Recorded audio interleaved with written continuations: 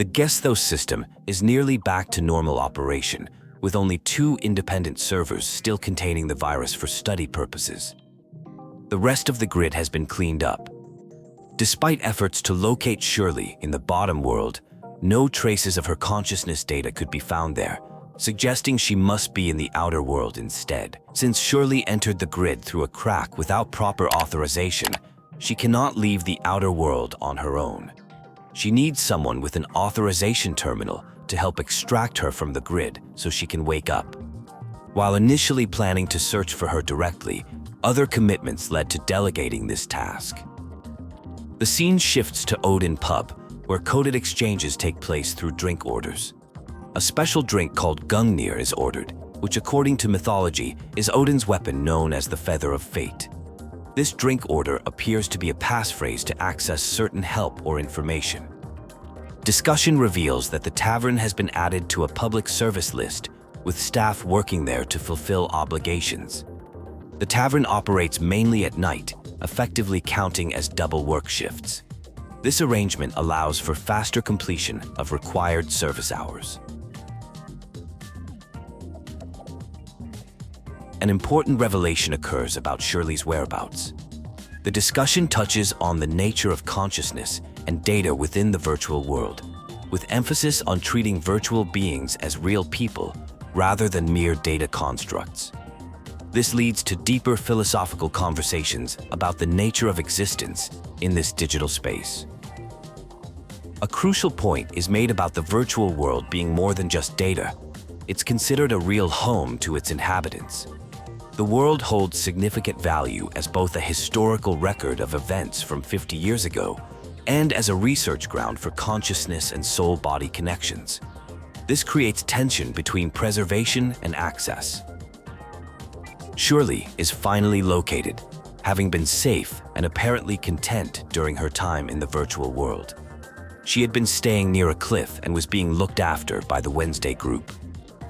The search mission reaches its conclusion as direct contact with Shirley is established.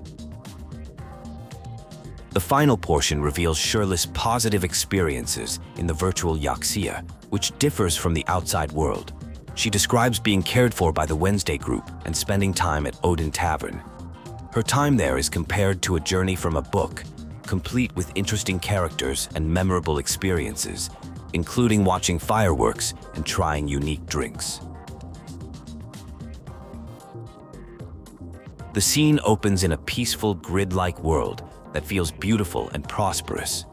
A character reflects on their current state, noting they are no longer viewed as a strange machine like they were when known as Naimesi.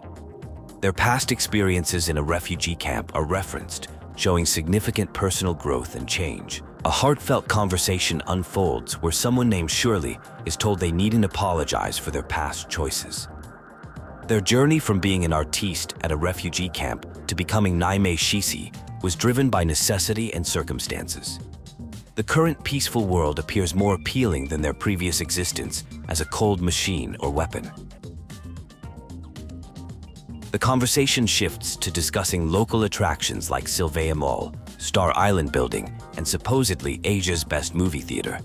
While enjoying the current world, there is an understanding this stay is temporary.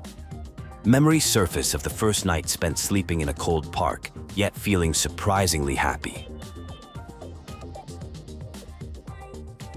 Recent experiences are shared about beach activities, swimming, walking on hot sand, getting hit by volleyballs, and interacting with the environment.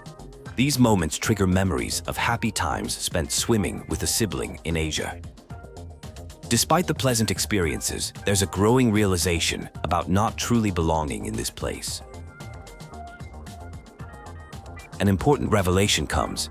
Shazuo has regained their memories and remembers their sibling relationship. This news brings joy and urgency to return.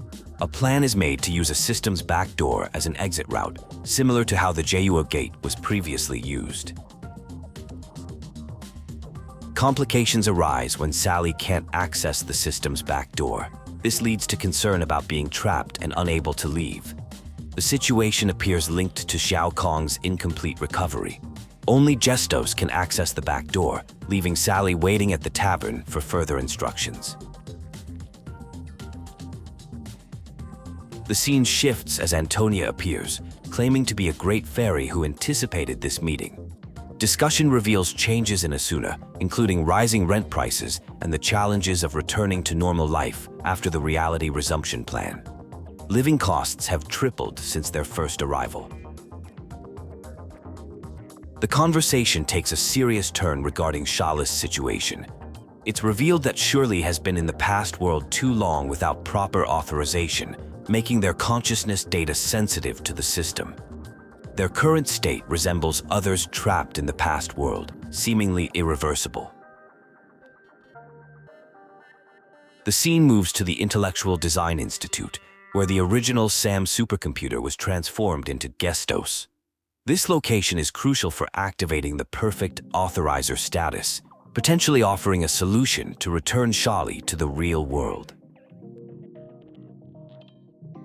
A conversation begins about a test involving a main controller for a return control station. The controller needs to be brought back to base for study after testing. There is discussion about differences in behavior and capabilities between a normal controller and a perfect controller.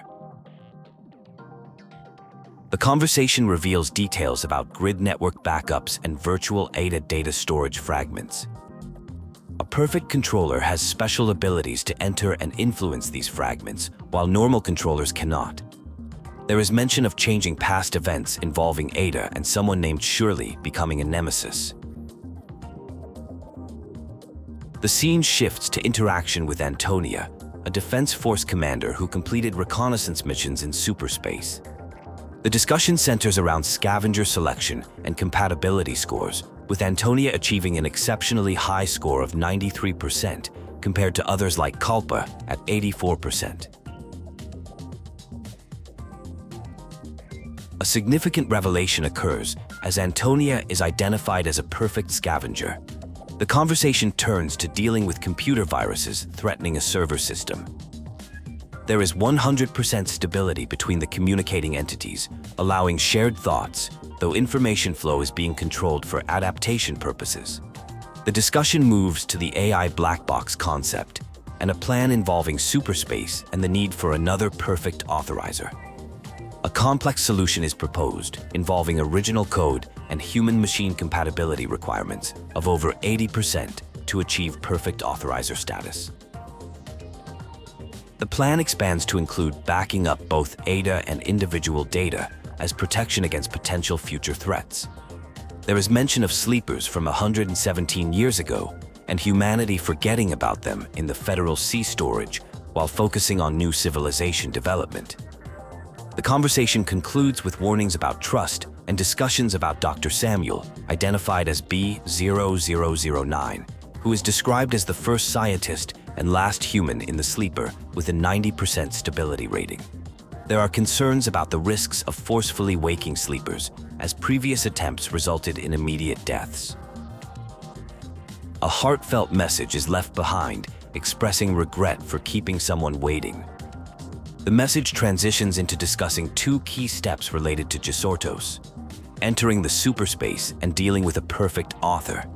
The superspace contains viruses and presents a dangerous battleground where failure could mean eternal imprisonment.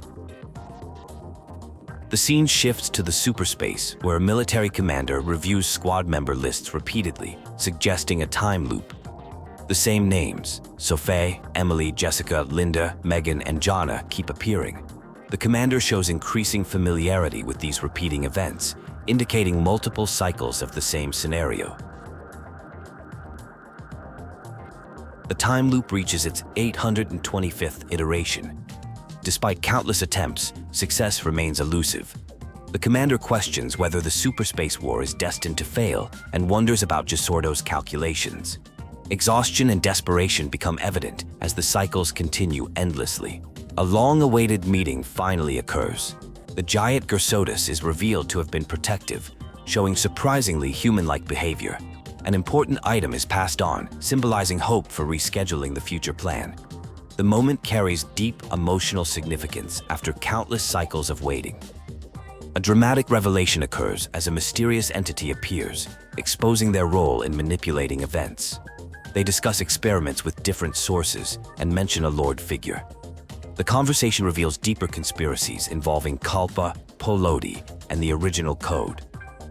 The Perfect Lord's original code activation succeeds. The scene shifts to the Smart City control layer, where the authorized person searches for Antonia. Gestos undergoes changes, and Shao Kong gains control of the system. A dramatic situation unfolds where consciousness data has been compromised by bugs. To ensure survival, one consciousness data source must be sacrificed to repair another.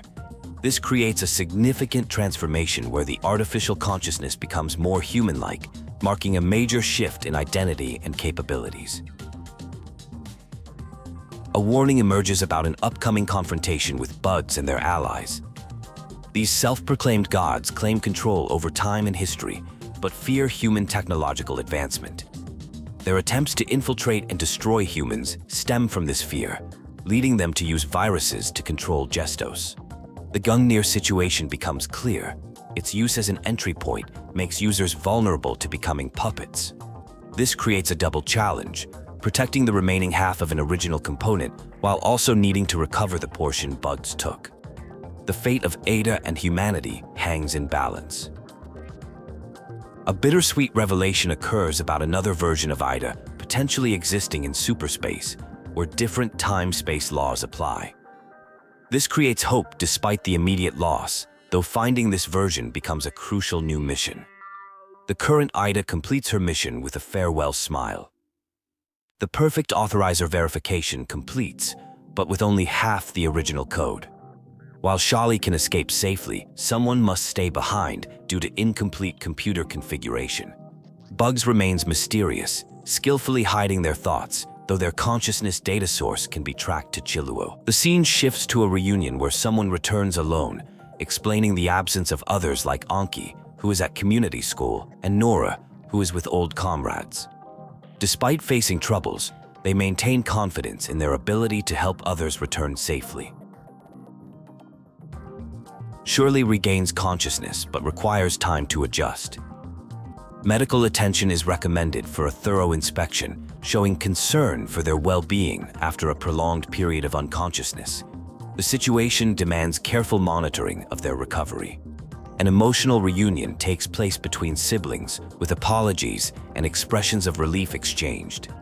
The recovery of memories brings joy, and gratitude is expressed to the author for their role in this restoration.